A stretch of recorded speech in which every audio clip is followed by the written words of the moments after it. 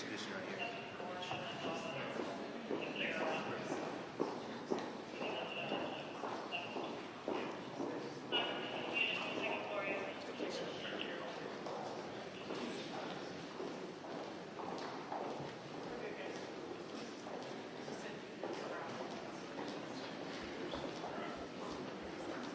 Hey.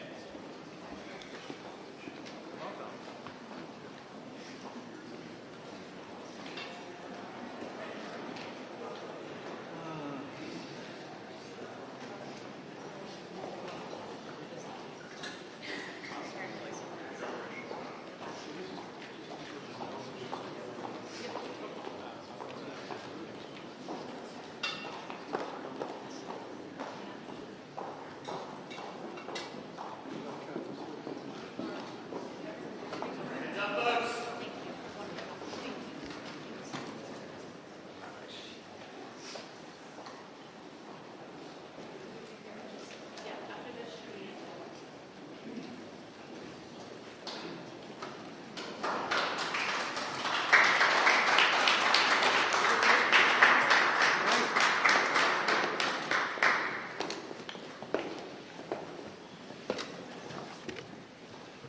We have the team assembled.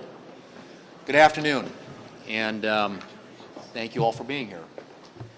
It's a new day in the United States Senate, and it's a new day in America. The American people have loudly rejected the failed policies of the Biden, Harris, Schumer agenda. And this Republican team is united. We are on one team. We are excited to reclaim the majority and to get to work with our colleagues in the House to enact President Trump's agenda. We have a mandate from the American people, a mandate not only to clean up the mess left by the Biden-Harris-Schumer agenda, but also to deliver on President Trump's priorities. We will make sure that the President and his team have the tools and the support that they need to enforce border security laws and to remove the violent criminals who are wreaking havoc in every one of our states. We will work to make America prosperous again by streamlining the bureaucratic machine and overturning costly Biden-Harris regulations.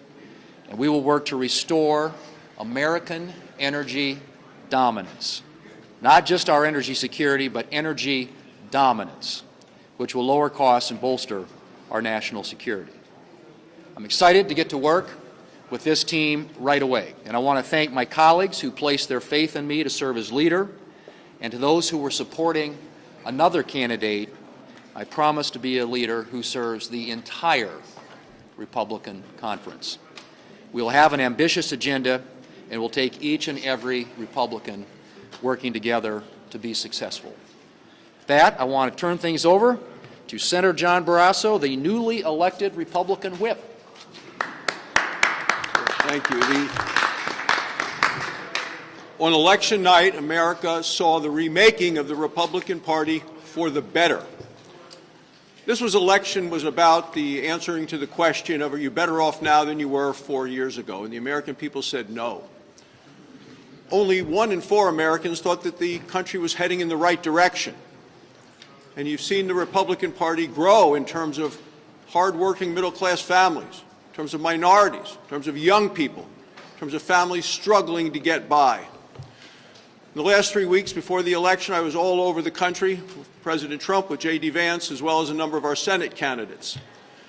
One of the stories that stuck with me was a woman in Michigan who talked about the fact that she was embarrassed to let her husband know that she had to go to the local food bank in order to get by. Republicans listened to those stories. Democrats were focused on President Trump. Republicans were focused on the needs of the American people, people who wanted to get prices down, wanted to secure the border, wanted us to unleash American energy, people who wanted to make America look and be strong once again around the world. That's what the Republicans listened to, that's what we're responding to, and we are now working together to make sure we can put America back on track. The newly elected Republican Conference Chair is the Senator from Arkansas, Senator Tom Cotton. Thank you, Senator Thune. I'm looking forward to working with Senator Thune and the rest of this leadership team. I'm very grateful for the confidence that my peers placed in me. We all remember what it was like when President Trump was in office and we had Republicans in charge of the Senate. We had low prices, we had high wages, we had a secure border, we had a strong military, we had a peaceful, stable world. Starting on January 3rd, that's what we'll all be working to build again with President Trump, with Mike Johnson and the rest of the House Republicans on behalf of the American people. Thank you all. Thanks, Tom. The newly elected Republican Policy Chair is the senator from West Virginia, Senator Shelley Moore Capito.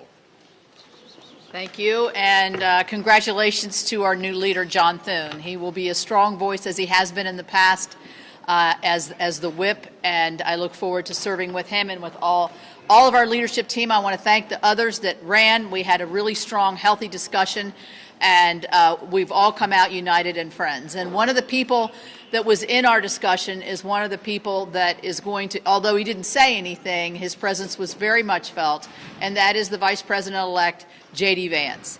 I think the fact that he not only was a voting member of our conference, but also in there with us every step of the way to make sure that the direction that we're going to go as a united conference, and with me leading the policy issues and all of us working together, that we're going to have a united voice. And I'll say one thing about the election. I've said this on all my local stations.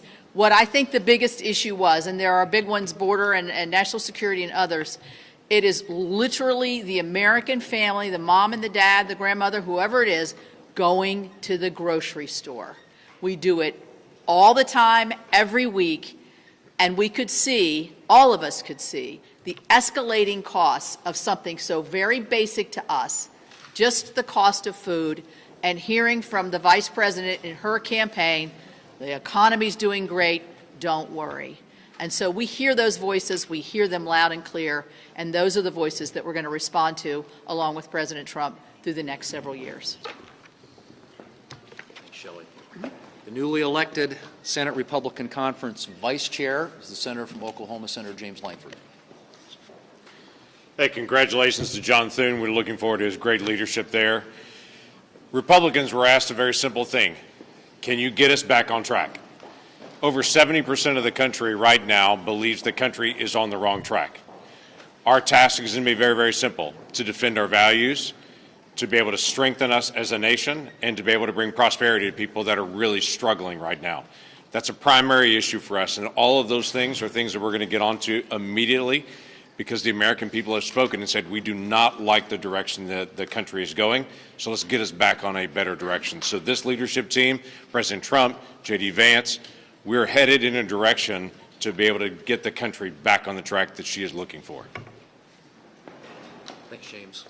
And the newly elected chairman of the Senate National Republican Senatorial Committee Chair is the senator from South Carolina, and he is already planning on expanding our majority in 2026. So, Senator Tim Scott.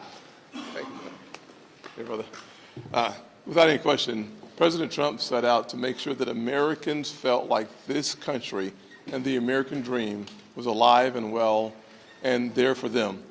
From the border to fixing the economy, to solving the issue of crime and restoring confidence on the global stage, President Trump has been very clear on his agenda. Our goal with our leader, John Thune, is to make sure that we achieve those objectives. My passion is making sure that we defend our current seats and expand the map and expand our majority so that President Trump does not have 2 years with a Republican majority in the Senate, but he has 4 years in control of making sure that America's agenda comes home to each and every household. Thanks, Tim. Couple quick questions. Do you have any concerns about President Trump's cabinet picks so far, and what advice will you give him when it comes to choosing nominees who will pass Senate confirmation? Well, as you know, the Senate has a advise and consent role under the Constitution, so we will do everything we can to process his noms quickly, get them installed in their position so they can begin to implement his agenda. Leader Thune, you said that recess appointments are on the table. That's a key demand from President-elect Donald Trump. Will you move forward with that? Well, what we're going to do is make sure that we are processing his nominees in a way that gets them into those positions so they can implement his agenda.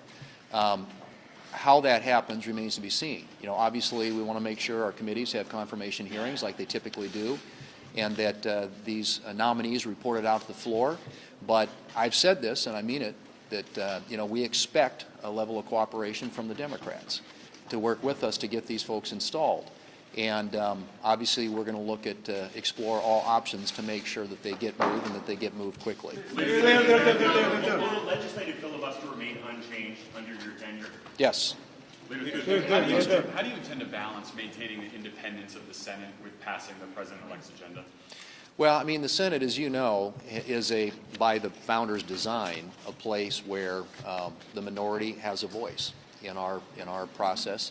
And we will do the job that the founders intended us to do in the United States Senate and that the American people intend us to do. And that, right now, after this mandate election coming out of the American people, is to work with this president on an agenda that unwinds a lot of the damage of the Biden-Harris-Schumer agenda and puts in place new policies that will move our country forward in a different direction.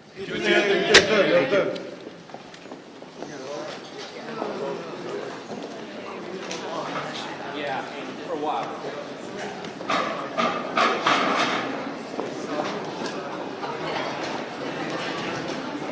Go back to 115. Sure. The internet's garbage here. Here, do this. Was that? No, they're doing lunch. It's pretty simple what I have. So yeah.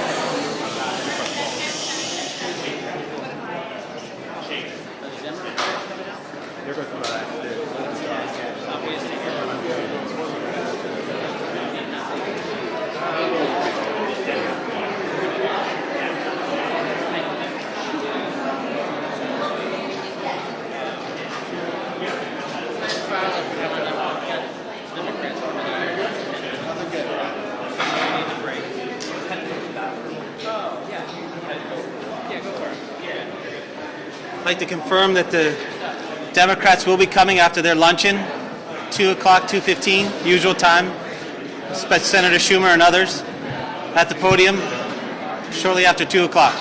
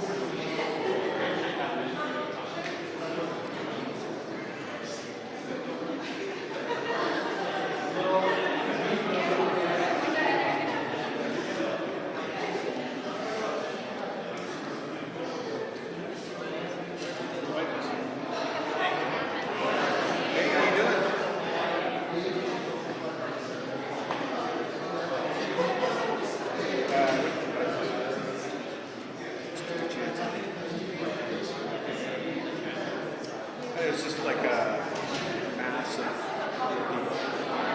like 200 long. Getting to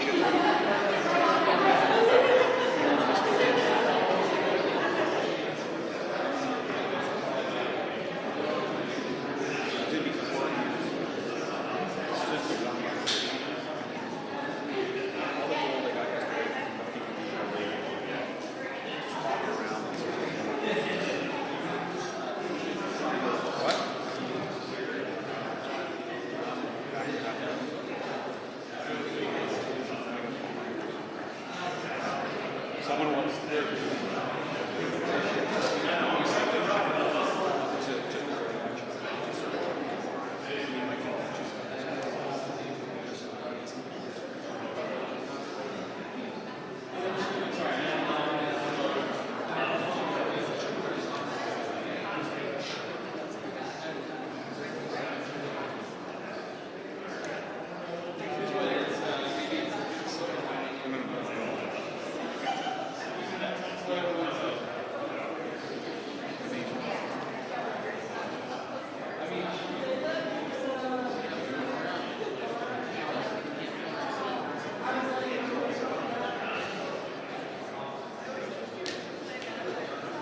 Yeah.